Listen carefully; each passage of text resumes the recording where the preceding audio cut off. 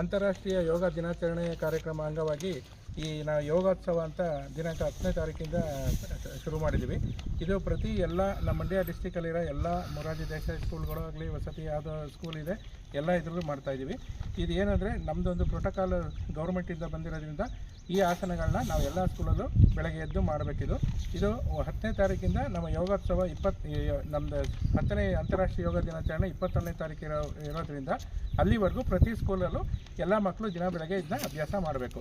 ಹಾಗಾಗಿ ಈ ಒಂದು ಕಾರ್ಯಕ್ರಮನ ನಾವು ಇವತ್ತು ಕಿತ್ತೂರು ರಾಣಿ ಚೆನ್ನಮ್ಮ ವಸತಿ ಬಾಲಕಿಯರ ವಸತಿ ನಿಲಯ ಇದರಲ್ಲಿ ನಾವು ಇವತ್ತು ಹಮ್ಮಿಕೊಂಡಿದ್ದೀವಿ, ಕೇರ್ಪೇಟೆ ತಾಲೂಕಿನಲ್ಲಿ.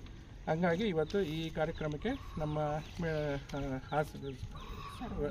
ಸರ್ವಮಂಗಳ ಮೇಡಮ್ ಅವರು ಮತ್ತು ಆಶಾ ಮೇಡಮ್ ಅವರು, ಸುಧಾ ಅವರು ಮತ್ತು ಮೀನವರು ಇವರೆಲ್ಲ ಸೇರಿ ನಮಗೆ ಇವತ್ತೊಂದು